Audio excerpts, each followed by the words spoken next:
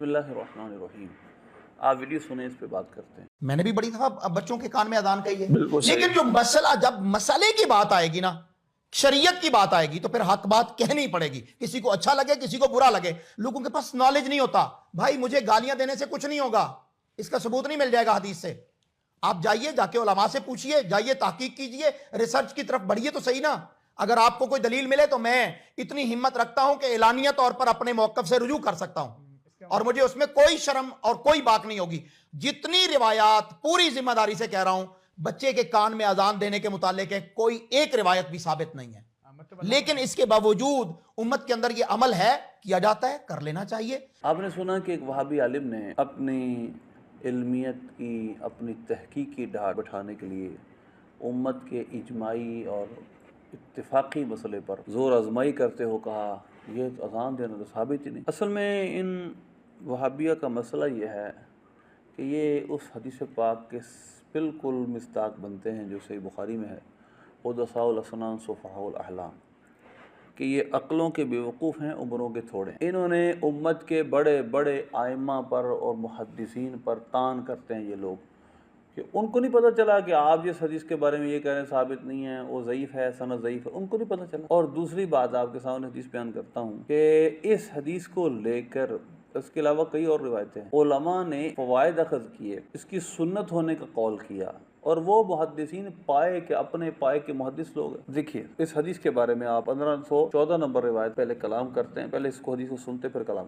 हज़रत अबू राफ़े फरमाते हैं, रअयतु रसूलुल्लाह सल्लल्लाहु अलैहि वसल्लम अज़्ज़न फ़ी उज़्निल हसन इब्न अली रज़ियल्लाहु अन्हु हिना वलदतहु फ़ातिमतु बिस्सलाह, कि नबी पाक सल्लल्लाहु अलैहि वसल्लम को मैंने देखा कि आपने इमाम हसन मुज्तबा रज़ियल्लाहु तआला अन्हु के कान में नमाज वाली आज़ान पढ़ी जब हज़रत सैयदा के घर वो पैदा हुए। ये रिवायत आपके सामने चल रही है। अब आप इसके पर गौर करें ज़रा। इस रिवायत को इमाम तिरमिज़ी ने हसन सही कहा है, इमाम नववी के भी इस पर इत्तेफाक, लेकिन चूँकि इनके इमाम अलबानी इसको ज़ईफ़ कहते हैं, इसके एक रावी पर तान करते हुए, तो लिहाजा इसलिए ये साहिब फरमा रहे हैं कि ये हदीस साबित नहीं। चलें हम उन मुहक्किकीन पर बात नहीं करते जो गुज़िश्ता थे, क्योंकि आपको तो नए मुहक्किकीन की बातें बड़ी अच्छी लगती हैं, बानी की, ज़ुबैर ज़ई की।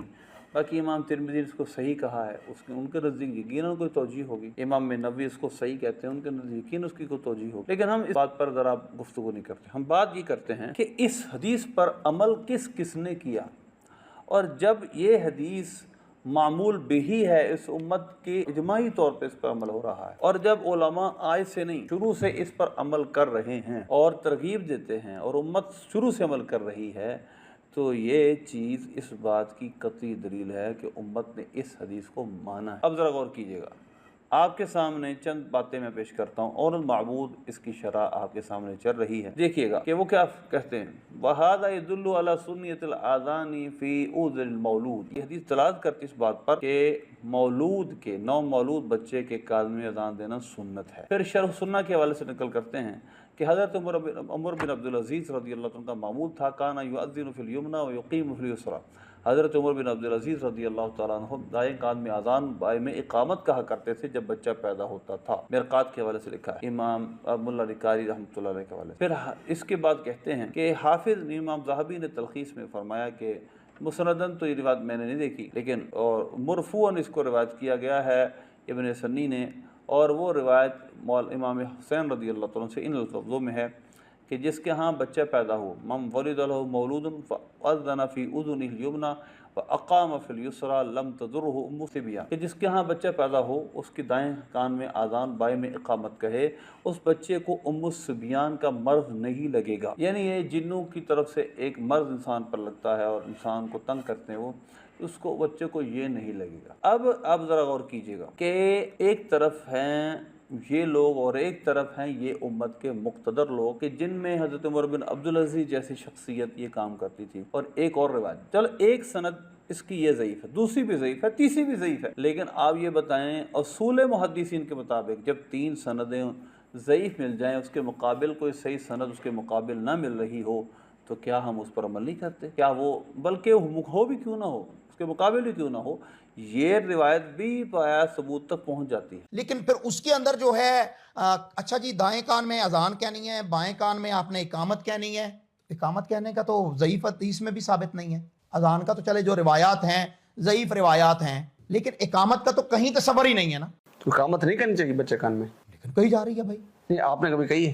کبھی نہیں کہی. ابن باز کا فتویٰ آپ کے سامنے چل رہا ہے. ابن باز جو ان کے گھر کا ہے وہ کیا کہتا ہے؟ وَوَرَدَ فِي بَعْضِ الْحَدِيثِ أَنَّهُ يُؤَذِّنُ فِي الْيُمْنَى وَيُقَامُ فِي الْيُسْرَى، کہ بعض حدیثوں میں آیا ہے کہ حضور صلی اللہ علیہ وسلم دائیں کان میں اذان بائیں میں اقامت کہتے تھے، اور اس کی سند میں اگرچہ فی سندها بعض الضعف، بعض ضعف اس کی سند میں ہے، لکنہ من عمل المسلمین، لیکن یہ عمل مسلمانوں کے عملوں میں سے ہے، مومنین نے اس پر عمل کیا ہے تو کوئی برائی نہیں، کرے ٹھیک ہے، نہ کرے تو بھی کوئی مسئلہ نہیں. سب علماء اس کے جواز کے مستحب کے قائل ہیں، فرض واجب کے قائل نہیں. ھذا مستحب عند جمع من اہل العلم. ابن باز آپ کے گھر کا بڑا محقق کہتا ہے کہ اس پر اہل علم کا اجماع ہے کہ یہ مستحب عمل. اور پھر آگے کہتے ہیں فجاء فی حدیث رواہ الترمذی، ایک حدیث میں آیا ہے جس کو امام ترمذی نے روایت کیا اور اس کو صحیح بھی کہا، اور یہ حدیث میں آپ کے سامنے بیان کر چکا ہوں. اور پھر عمر بن عبد العزیز رضی اللہ عنہ کا عمل بھی ذکر ہے. اسی طرح ابن باز نے آگے اور بھی کلام کیا، لیکن میں آپ کے سامنے ایک مصر کا فتویٰ رکھتا ہوں جس میں انہوں نے علماء کی رائے بھی پیش کی ہے اس پر، اور اس کو بعض نے ضعیف کہا، یہ بھی ذکر کیا، اور خلاصتاً ایک بات ذکر کی ہے جو آپ کے سامنے چل رہی. خلاصہ یہ ہے فَيُسْتَحَبُّ لِمَنْ وُلِدَ لَهُ، اس کے لیے مستحب ہے جس کے گھر میں بچہ پیدا ہو کہ اس کے دائیں کان میں اذان بائیں میں اقامت کہے. وَيُسْتَحَبُّ لِمَنْ وُلِدَ لَهُ وَلَدٌ أَن يُؤَذِّنَ فِي أُذُنِهِ الْيُمْنَى وَيُقِيمُ فِي أُذُنِهِ الْيُسْرَى. واللہ سبحانہ وتعالی عالم. تو یہ مصر کے علماء کا فتویٰ ہے. اور اس کے بعد وہ شروع میں اس پر فتوے کا سوال بھی پوچھا گیا، ما حکم القیام فی الاذان فی اذن المولود انتا ولادتی. جواب دیتے یستحب لمن ولد له ولد ان یؤذن فی اذن الیمنی ویقیم فی اذن الیسری ذکرا کان او انثی. تو لہذا اس فتوے کی روح سے انہوں نے یہ فتویٰ جاری کیا کہ مستحب ہے.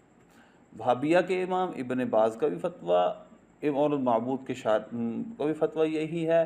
اگر آپ مزید پڑھیں گے آپ کو ائمہ کا موقف اس کے استحباب و سنیت کا مل جائے گا. لیکن آخر میں ایک بات میں کرنا چاہوں گا، ان جیسے محققین نے امت کے اندر صحیح خلا اور صحیح افتراق و انتشار پیدا کیا. وگرنہ جب امت کسی پر بات پہ اتفاق کر لے، تلقی امت بالقبول حاصل ہو جائے تو وہ ضعف جو سند میں ہوتا ہے وہ اٹھ جاتا ہے، اور یہ جو جس کو یہ صحیح ثبوت کہتے ہیں ثابت نہیں، وہ بھی ثابت ہو جاتی ہے، نہیں وہ روایت بھی صحیح ہو جاتی ہے. یہ میرے سامنے مولوی صاحب کو دکھانے کے لیے لکھے جی. اور اس مولوی صاحب کو میں ایک اور نصیحت کروں گا، یہ اور ایک اور بات جو میں ان صاحب کو بتانا چاہتا ہوں، یہ النقط کتاب جو کہ امام زرکشی کی اور مقدمہ ابن صلاح پہ ہے، اس کا صفحہ نمبر 123 دیکھیں. اس کے اندر حدیث ضعیف کی بحث کرتے ہوئے اس کا ضعف کیسے اٹھتا ہے یہ بات لکھی ہے.